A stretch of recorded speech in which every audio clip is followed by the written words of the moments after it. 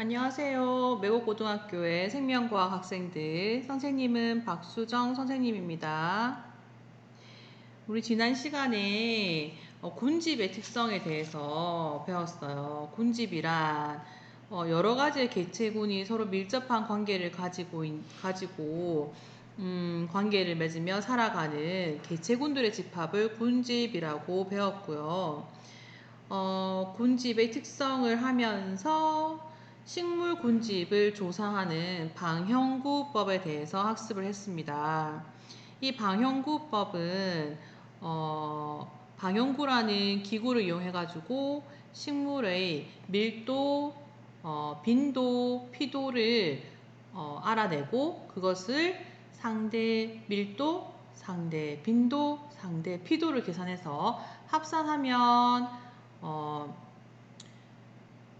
합산한 그 값으로 우점종을 알아내는 중요치로 우점종을 알아내는 것을 배웠고요. 그 다음에 군집을 육상군집과 수상군집으로 나눠서 한번 다뤄봤습니다. 오늘은 군집 내의 상호작용과 군집의 천이에 대해서 학습하도록 하겠습니다. 책은 261쪽입니다.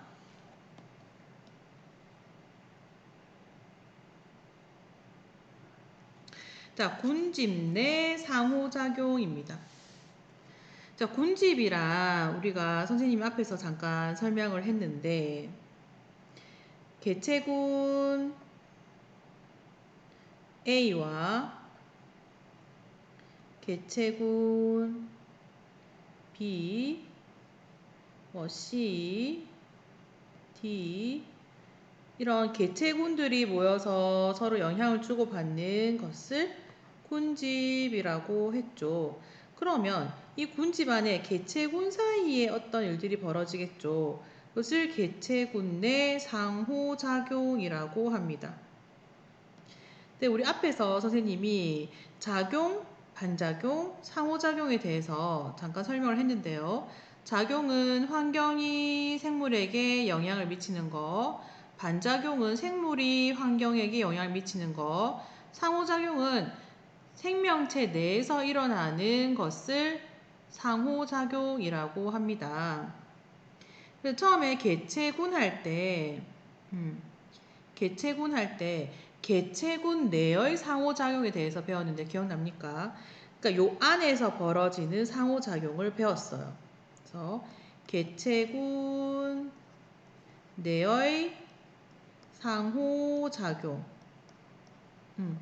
뭐가 있었죠? 텃세, 다음 리더제, 그리고 순위제,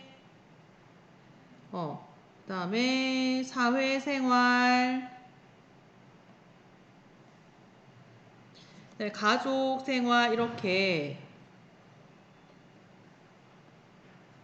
배웠는데 이것은 개체군 내에서 상호작용이고요. 오늘은 군집 내에서 상호작용에 대해서 학습을 하겠습니다. 그러니까 그전 시간에는 요 안에서의 상호작용을 배웠다면 오늘은 이 안에서의 상호작용에 대해서 공부하는 겁니다. 알겠습니까? 자, 첫 번째는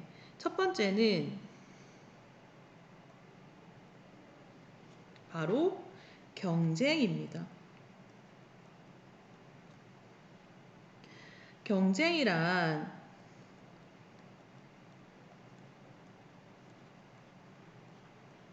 생태적 지위가 비슷한 개체군 사이에 먹이와 생활 공간 등 한정된 자원을 서로 차지하기 위해서 두 개체군 사이에 나타나는 차지하려는 그 상호작용을 얘기합니다. 여기서 새로운 단어를 만났는데요. 생태적 지위라는 단어가 낯설죠. 여러분 교재 263쪽 더 알기 메모에 보면 생태적 지위가 있는데 생물이 살아가기 위해 필요한 자원을 생태적 지위라고 합니다. 이 생태적 지위를 크게 두 가지로 나누어서 설명을 할 수가 있는데 하나는 먹이 지위, 또 하나는 공간 지위. 지위라는 단어를 쓰니까 뭔가 서열이 있는 것처럼 느껴지는데 사실 서열이 있다는 것이 아니라 어떤 한 부분을 차지한다라고 생각하면 됩니다. 그래서 뭐 A 개체군은 어떤 먹이를 먹는다. 이것을 이 어떤 먹이를 먹는다는 지위를 가지고 있다. 뭐 이렇게 생각하면 되고요. 또 어떤 종 B는 절벽에서 뭐 아래쪽에만 서식한다. 그러면 공간을 이쪽 공간을 차지한다라는 뜻의 지위입니다. 그래서 우리 일상생활에 사용하는 지위를 생각하면은 개념이 되게 헷갈리고요. 그냥 어떠한 먹이나 어떤 공간을 차지하고 있다라고 생각하면 됩니다. 그런데 생태적 지위가 비슷하다는 것은 먹이가 같거나 공간이 같다란 뜻이죠. 그러면은 개체군 사이에 경쟁이 일어나겠죠. 그렇죠? 그래서 먹이와 공간을 두고 서로 차지하려고 싸우는 그 상호작용을 우리는 경쟁이라고 합니다. 이 경쟁이 굉장히 치열해서 어떤 경우에는 특정 종이 사라지는 경우가 발생하거든요. 그것을 뭐라고 하냐면은 경쟁 배타의 원리라고 합니다.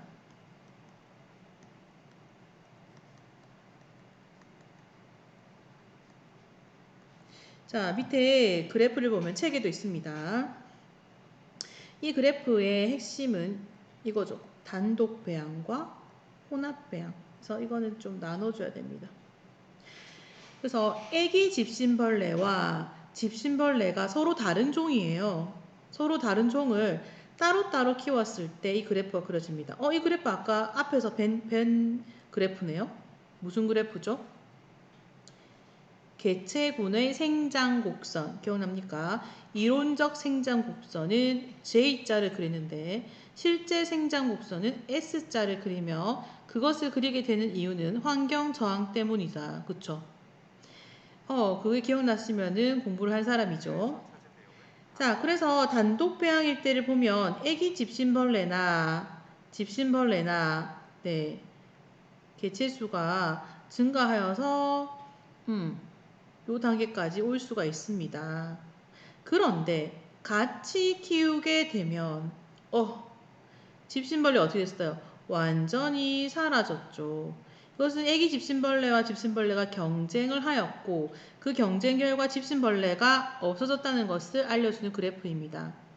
이런 결과가 나타나는 것을 경쟁 베타의 원리라고 합니다. 이때 집신벌레가 완전히 사라지면 큰 데미지를 입었는데요. 애기 집신벌레도 원래 혼자 단독 배양했을 때만큼 못 자라죠. 그리고 얘도 큰 타격을 받았다고 할 수가 있습니다. 그래서 생태계에서 생태적 지위가 비슷하면 경쟁이 너무 치열하면 서로 에너지가 너무 많이 쓰이잖아요.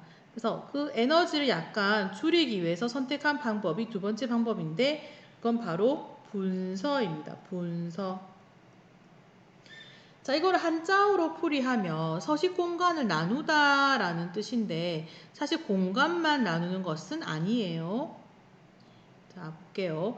두 종의 생태적 지위가 비슷할 때는 경쟁을 피할 수 있으면 피하려고 합니다. 경쟁을 피하기 위해서 먹이나 공간이나 활동 시기나 또는 산란 시기 등을 바꿔서 서로 겹치지 않도록 하는 것을 분서라고 불러요. 대표적인 예가 한 그루의 가뭄비 나무에 살고 있는 5종의 솔새들입니다. 이게 지금 5종이 다른 종인데 여기 지금 서식하고 있는 위치가 다 달라졌어요. 원래 한 종만 산다면 전체 다 사는데 5종이 같이 살게 되면 공간을 달리해서 생활을 하게 됩니다. 이걸 분서라고 하고요. 피라미와 은어도 마찬가지예요. 피라미 은어는 각자 한 종씩만 있을 때는 넓게 분포하고 사는데 피라미와 은어가 같은 곳에 살게 되면 어떤 일이 벌어집니까? 은어는 중간에 차지하고 피라미 양끝을 차지하게 되는 거죠. 네, 이렇게 나누는 것을 분서라고 합니다.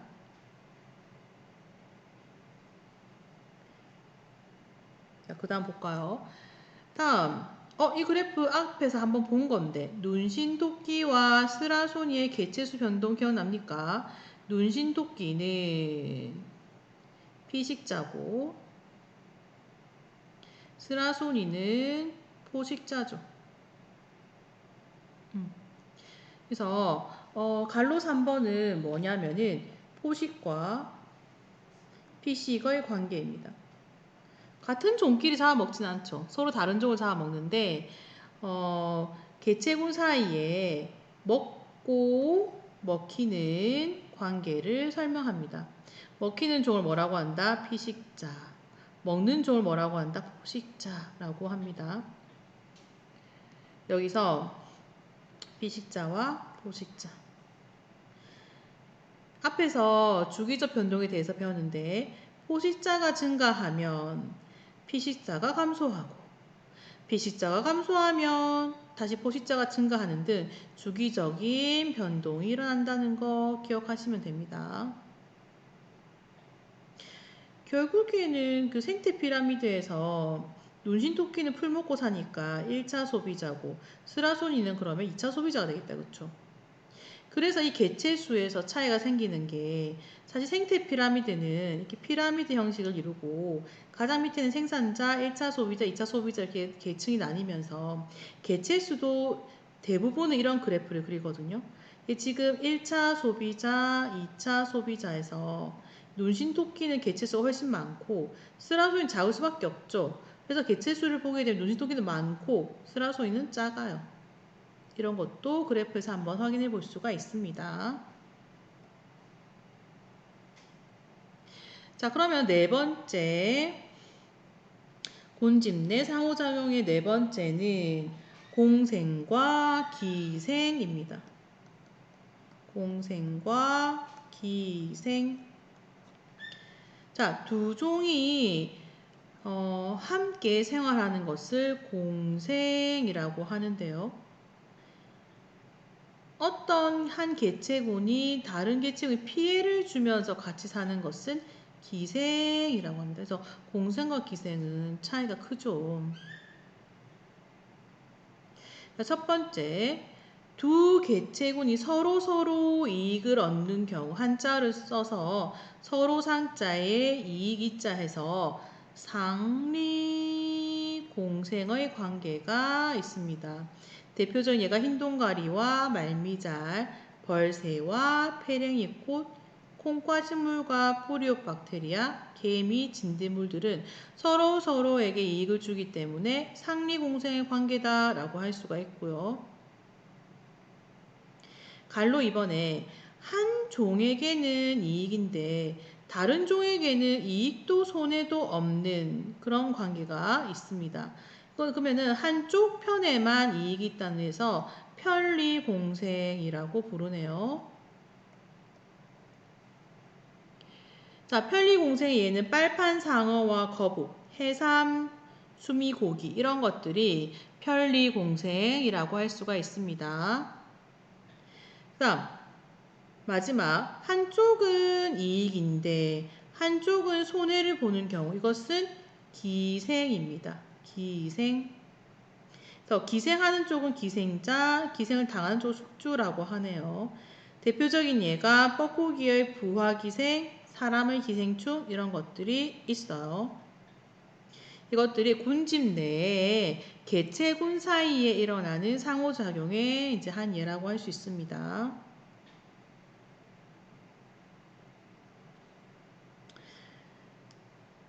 자, 그러면 이 상호작용이 일어난 후에 개체군들의 변화가 발생하는데요. 그 변화가 그래프로 표현이 됩니다. 여러분 책에도 263쪽에 제일 밑에 있는데요. 보게 되면 여기서 단독 서식하였을 때 A종과 B종의 그래프는 각각 이렇게 그려집니다. 그런데 지금 두 번째 그래프를 살펴보니까 A종도 줄었고 B종은 아예 멸종했어요. 무슨 일이 벌어졌지? 경쟁이 일어났죠. 무슨 원리가 적용됐죠? 경쟁 베타 원리가 적용되었습니다. 그 다음 세 번째 그래프 볼게요. 세 번째 그래프는 원래보다 A종과 B종이 숫자가 늘어났네요. 둘 다 늘어났다는 것은 둘 다 서로 이익이었다는 얘기겠죠. 그래서 이 관계는 상리 공생이 되겠다. 일단 마지막. 이건 주기적 변동이네요. 그쵸? A종과 B종이 피식과 포식의 관계로 증가하고 감소하는 것이 변동이 됩니다. 이것을 포식과 피식의 관계라고 할 수 있겠네요. 여기서 어느 게 피식자고 어느 게 포식자인지도 알아야 되는데 먼저 변하는 것이 피식자고 나중에 따라가는 것이 포식자라고 생각하면 될라나? 보통 그렇게 외웠는데 그런데 개체수를 봐도 많은 게 피식자고 적은 게 포식자입니다. 자, 이렇게 하면은 상호작용 그래프 이해할 수 있겠죠. 이런 게 시험 문제 잘 나온다는 거 눈치 깠습니까? 자, 그러면 다음 페이지로 넘어가도록 하겠습니다. 자, 이번에는 책은 265쪽입니다. 군집의 천이과정. 자, 생물 군집의 구성과 구조가 오랜 세월에 걸쳐 바뀌는 과정을 우리는 천이라고 합니다. 천이. 천이는 아주 오랫동안 천천히 바뀌는데요. 이것을 크게 두 가지로 나뉘면 1차 천이와 2차 천이로 나뉘어요. 1차 천이는 정말 아무것도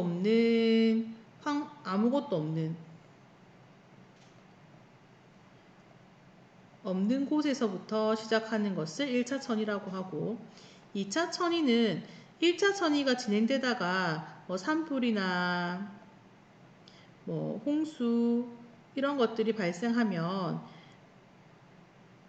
그 군집들이 싹 사라지잖아요.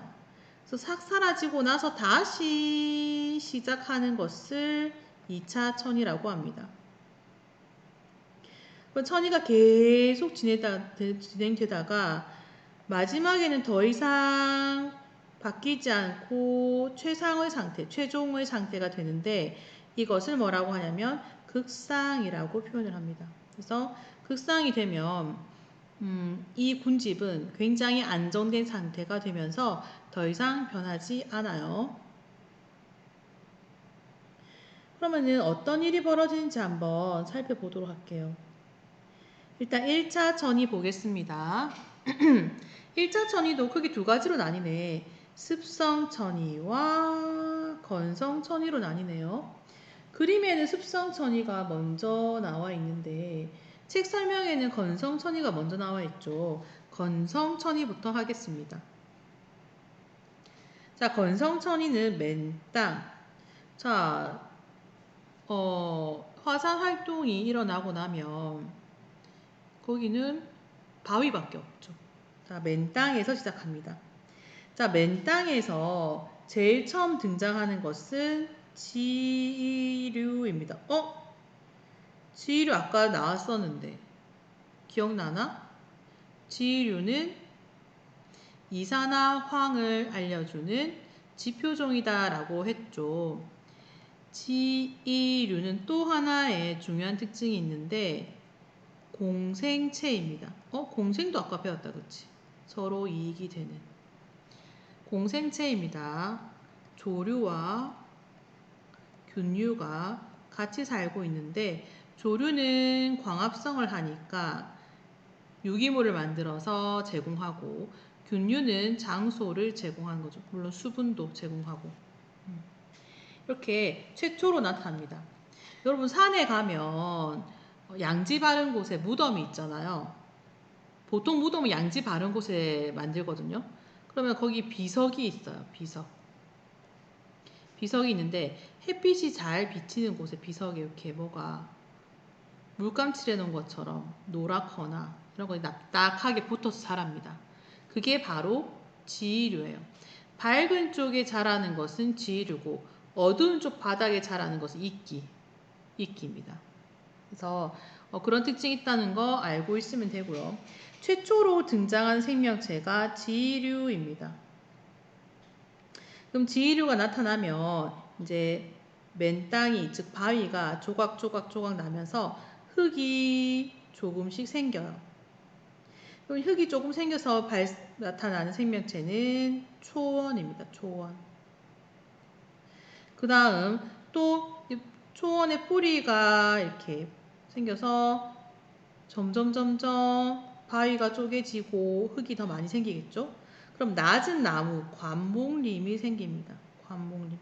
낮은 나무가 먼저 생기고요. 다음 양수림이 등장합니다. 자, 양수림과 그 다음에 호남림이 등장하는 호남림은 양수림과 음수림이 섞여서 자라는 것을 호남림이라 하고 마지막에는 음수림으로 채워지게 됩니다. 앞에서 선생님이 작용할 때 작용이 뭐였죠? 환경이 생명체에게 영향을 미치는 것을 작용했죠. 작용할 때 빛의 세기와 식물의 양수림과 음수림의 관계에 대해서 했었는데 기억납니까? 네.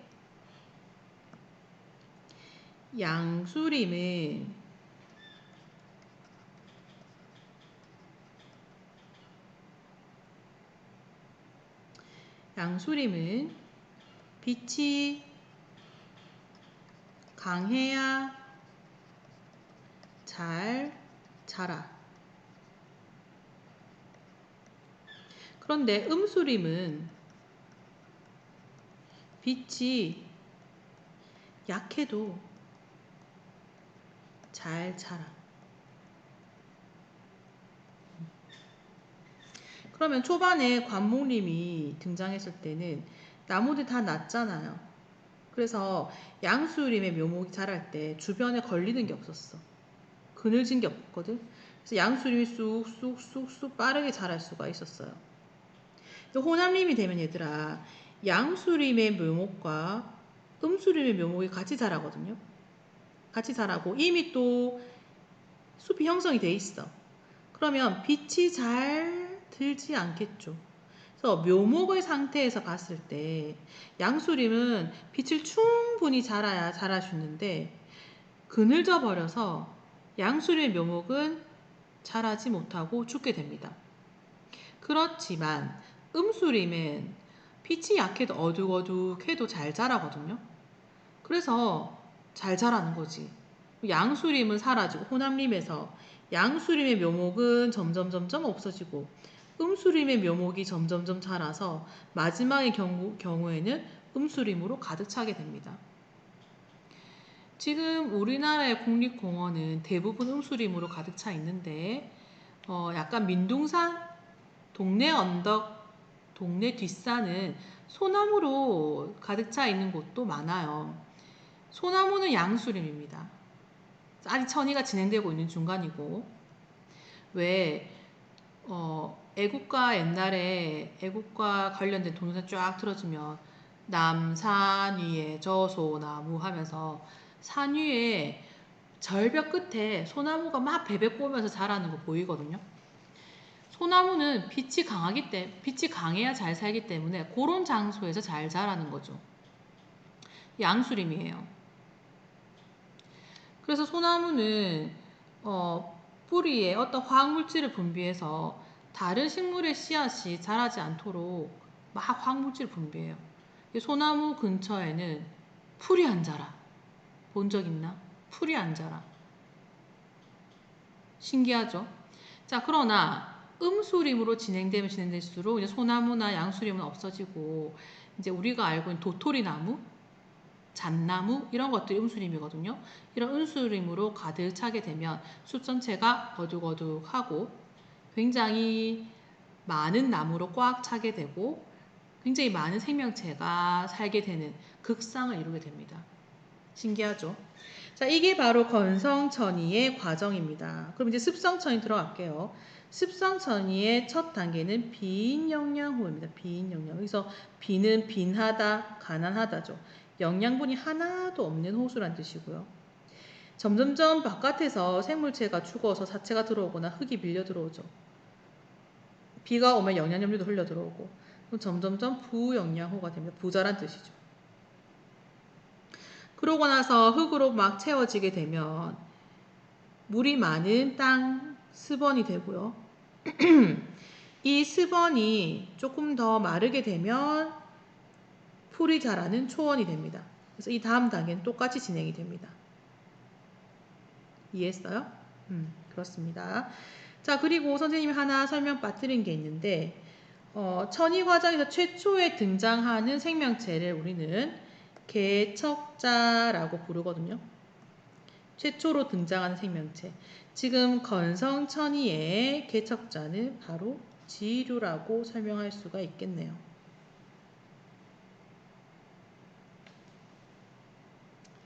자, 다음 볼까요? 1차 천이는 이제 아무것도 없는 것에서부터 시작되는 것을 1차 천이라고 한다면 2차 천이는 2차 천이는 산불이나 산사태 등으로 인해서 또는 인위적인 벌목 등에 의해서 불모지가 된 후 다시 안전된 군집이 될 때까지의 과정을 말합니다. 그런데 1차 천이와 차이가 있어요. 그 차이가 뭐냐면은 바로 토양의 수분과 유기물이 충분하다. 토양도 충분하고 수분도 충분하고 유기물이 충분하거든요. 이미 토양이 있어. 그럼 지류가 안 생기겠죠. 뭐부터 시작한다? 초원에서부터 시작합니다.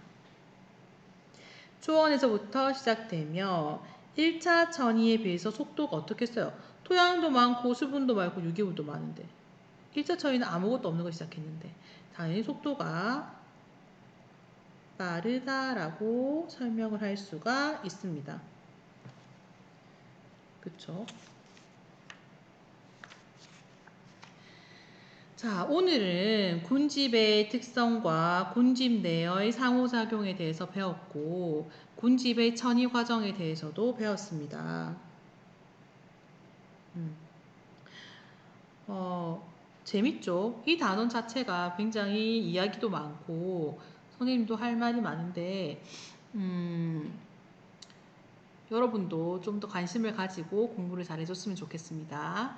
다음 시간에는 에너지 흐름과 물질 순환에 대해서 학습하도록 하겠습니다. 수고하셨습니다.